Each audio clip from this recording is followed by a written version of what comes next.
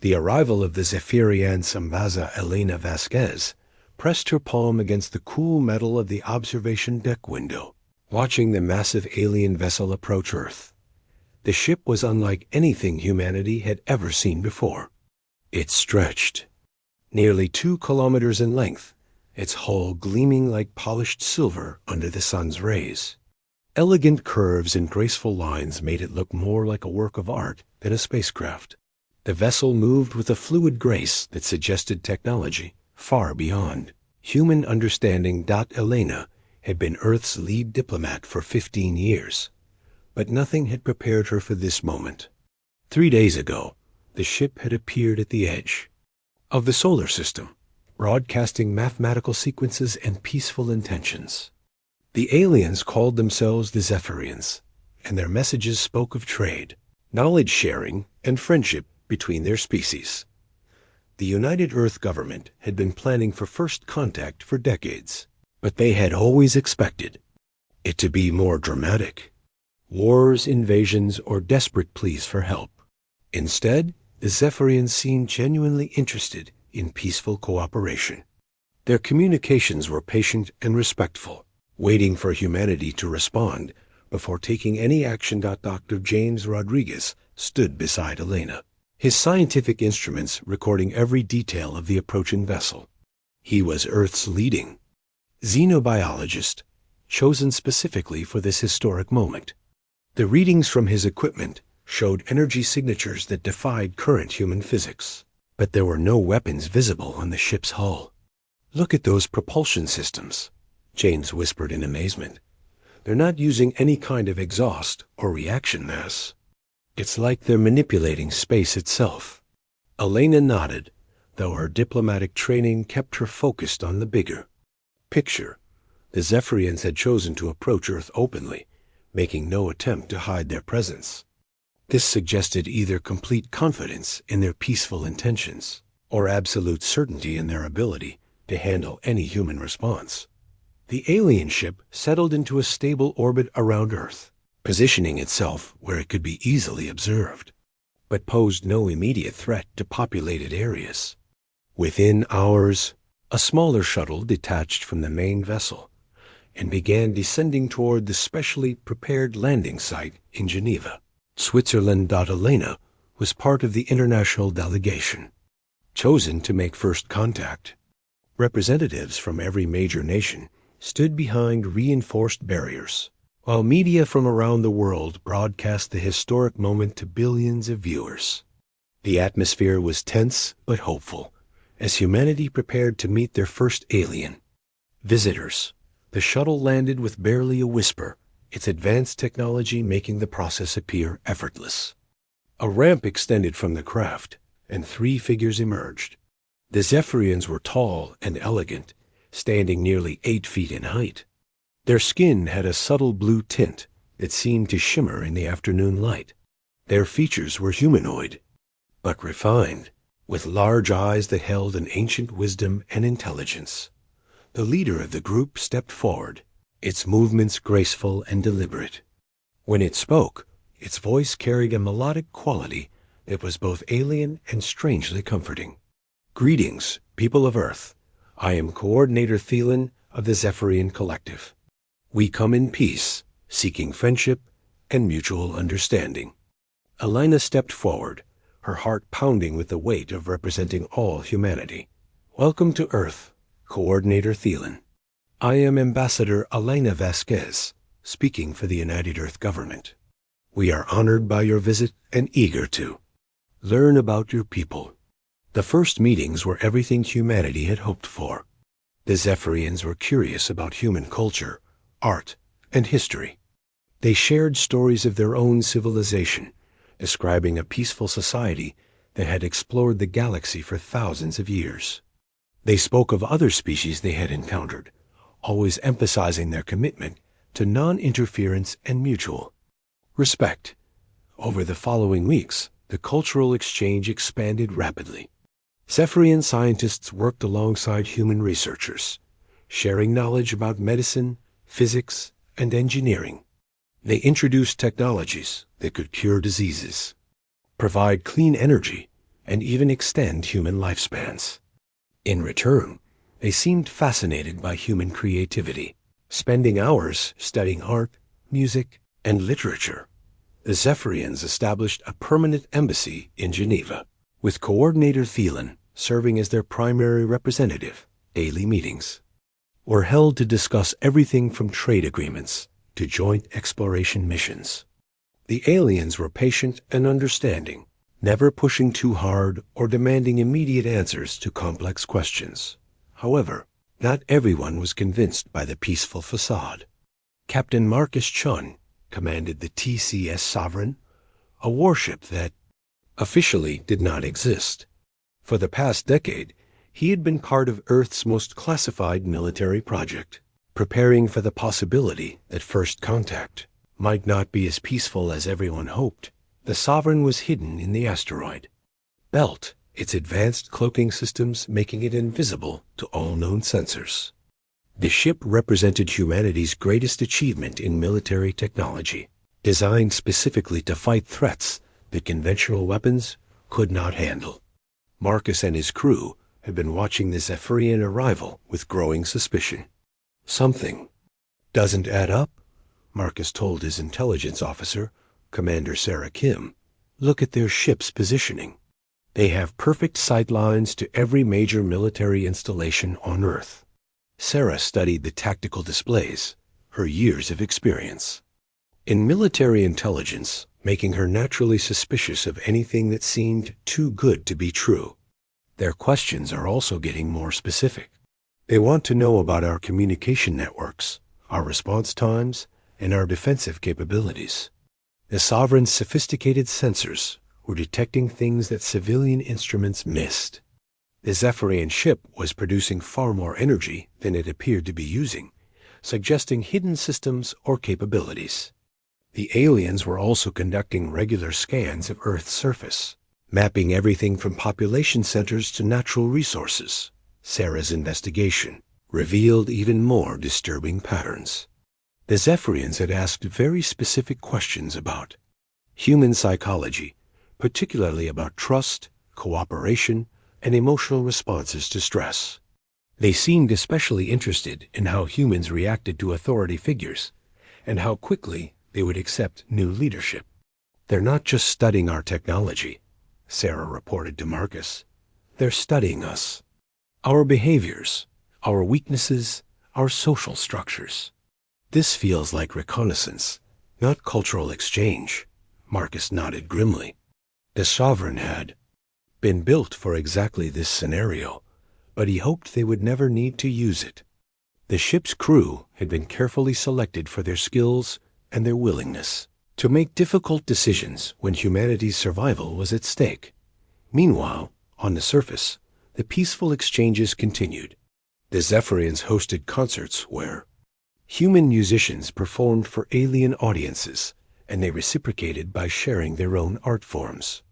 They established research partnerships with universities around the world, and their medical technology was already saving lives in hospitals across the planet. Dr. James Rodriguez was working directly with Zephyrian scientists, studying their biological samples and learning about their physiology.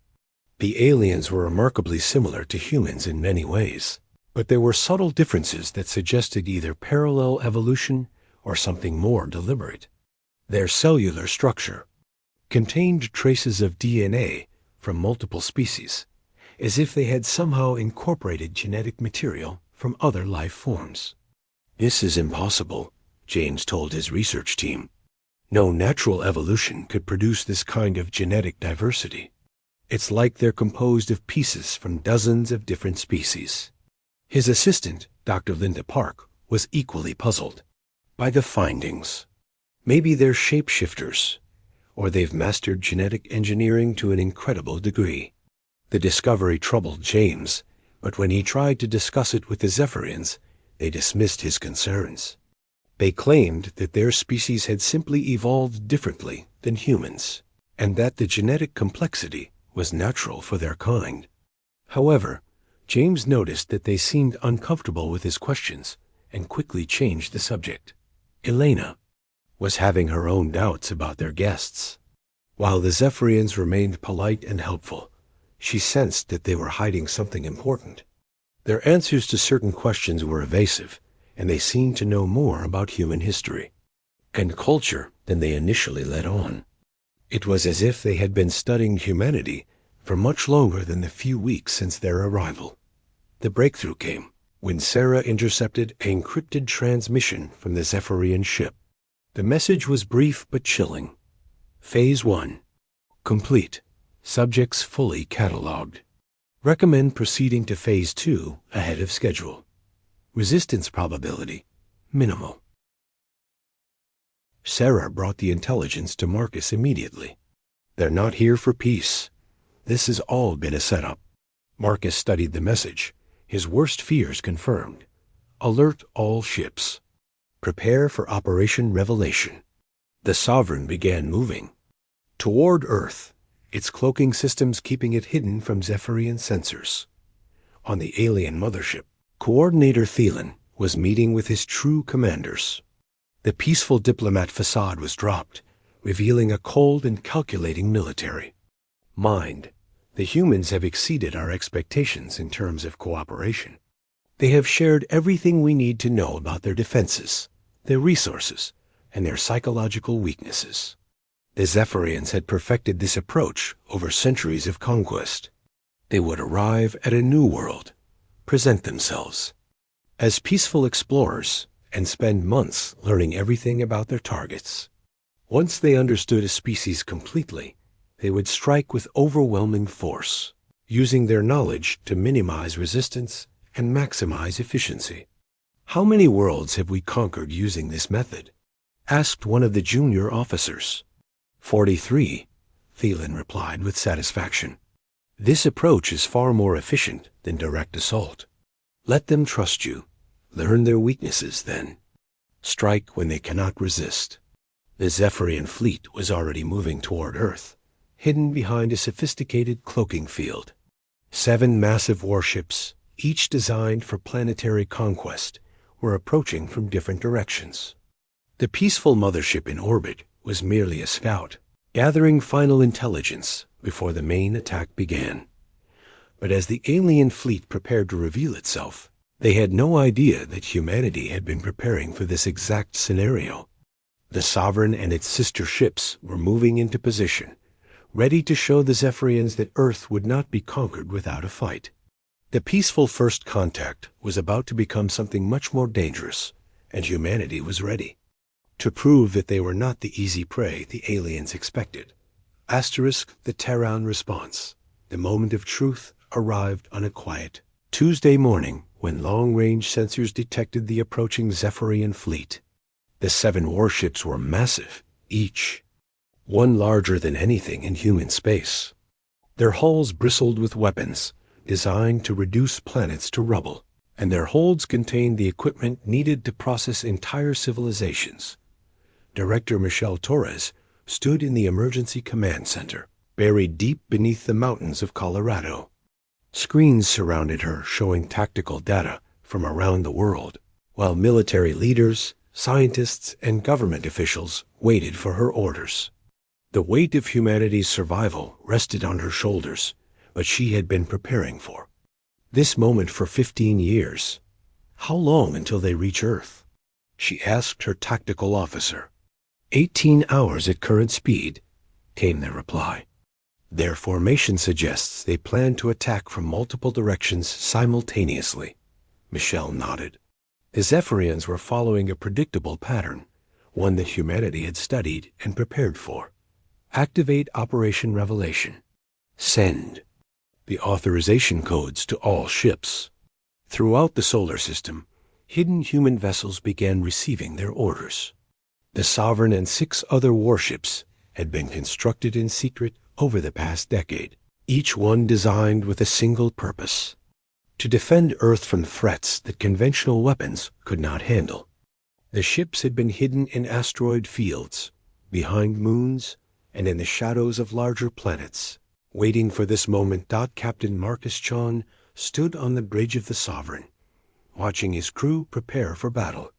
These men and women represented the best of human military science, chosen for their skills, their intelligence, and their absolute dedication to protecting humanity.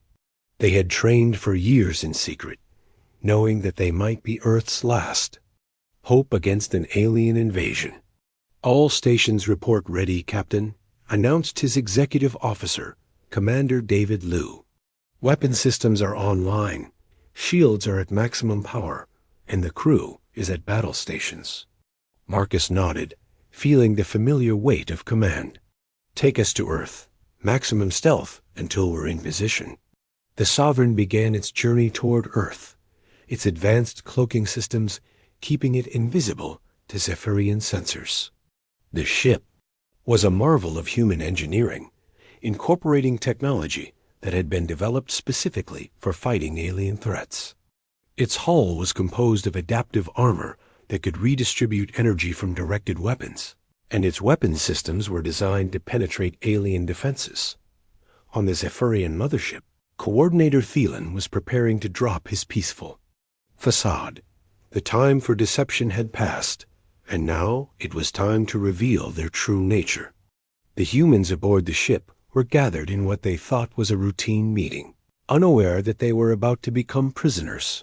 Ambassador Elena Vasquez was the first to notice that something had changed. The warm lighting in the meeting room had shifted to a cold, harsh glare. The walls, which had seemed organic and welcoming, now looked metallic and threatening.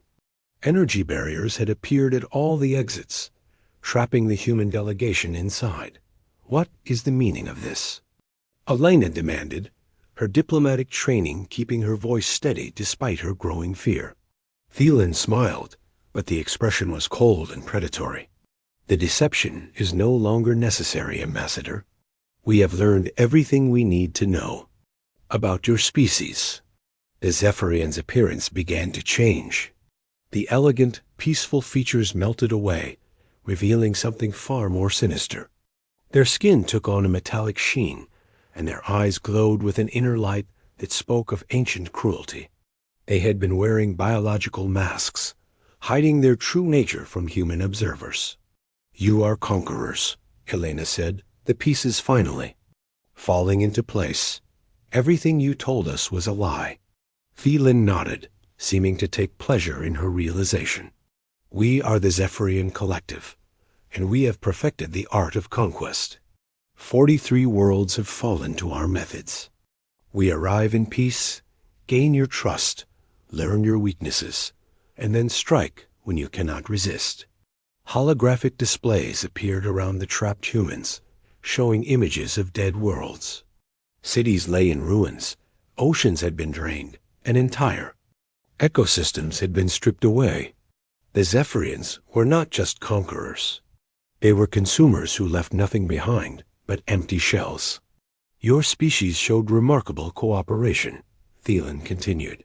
"You shared your technology, your military capabilities, and your psychological profiles. You made our work remarkably easy." Elena felt sick as she realized how thoroughly humanity had been manipulated. "What happens now?" "Now you become resources," Thielen replied. "Your creativity, your art, your knowledge will be preserved in our databases. Your physical forms will be processed for biological material. Nothing will be wasted." The other humans in the room began to panic, but Elena forced herself to remain calm. She had to find a way to warn Earth about what was coming. Meanwhile, the Zephyrian fleet was beginning its final approach to Earth. The 7 warships moved with the confidence of predators who had never faced real resistance. They had done this dozens of times before, and they expected humanity to fall as easily as all the others. But they were wrong.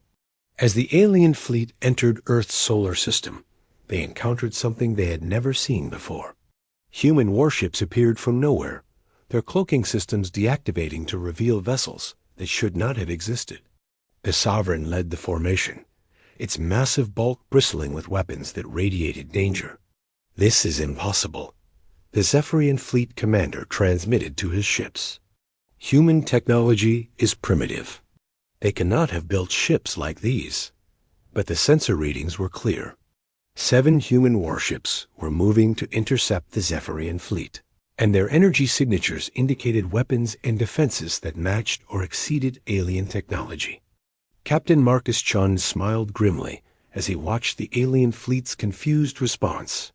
They studied our civilian technology and our public military capabilities. They never suspected we might have been preparing for them. He activated the ship's communication system. This is Captain Marcus Chun of the Terran Defense Force. You are hereby ordered to withdraw from Earthspace immediately. The Zephyrian commander laughed at the human's audacity. You cannot stop us. We have conquered 43 worlds. Your primitive weapons are no match for our technology. Marcus's smile widened. You made the same mistake every bully makes. You assumed we were weak because we chose to be peaceful. Let me show you what humans are really capable of. The battle began with the Zephyrians firing first, their energy weapons lancing out toward the human ships. But the Terran vessels were ready. Their adaptive shields absorbed the alien fire, redistributing the energy and making them stronger. The Sovereign's weapon systems came online, revealing technology that had been kept secret for a decade. The Nova cannon fired first, sending a beam of concentrated energy that punched through the alien ship's shields like they were paper. The Zephyrian vessel staggered under the impact, its hull cracking and bleeding atmosphere. For the first time in centuries, the Zephyrians faced an enemy that could actually hurt them. Commander Sarah Kim was coordinating the tactical response from the Sovereign's bridge. Target their engine systems. We need to prevent them from escaping to warn other Zephyrian forces. The human ships moved with precision and purpose, their crews executing maneuvers that had been practiced countless times in secret. The Zephyrians tried to adapt, but they were fighting an enemy that had studied them for years. Every weapon system, every tactical doctrine, every piece of technology had been designed specifically to counter alien threats. The humans had learned from history, preparing for the day when peace would not be enough. On Earth, the population watched in amazement as the battle unfolded above them. The peaceful aliens who had been their guests for weeks were revealed as conquerors, while secret human warships fought to protect their world. It was a demonstration of humanity's dual nature, capable of great kindness and terrible violence when necessary. The turning point came when the Sovereign targeted the Zephyrian flagship. The alien commander had underestimated human resolve, assuming that their superior technology would guarantee victory. But Marcus Chun and his crew had trained for this moment, and they were fighting for the survival of their species. The battle ended with the destruction of the Zephyrian fleet. The alien ships, designed to crush helpless civilizations, proved inadequate against an enemy that had prepared for war. The few surviving Zephyrians were taken prisoner, their peaceful facade finally and completely shattered. Ambassador Elena Vasquez was rescued from the mothership, along with the other human prisoners. She stood on the bridge of the Sovereign, looking out at the debris of the alien fleet. "How long have you known?" she asked Captain Chun. "We suspected from the beginning," Marcus replied. "Humanity has been preparing for this possibility for decades. We hoped we would never need these ships, but we were ready when the time came." Elena nodded, understanding the weight of what had happened. "What happens now?" "Now we make sure this never happens again," Marcus said firmly. "The Zephyrians chose the wrong species to hunt. They learned about our capacity for trust and cooperation, but they never understood our capacity for war.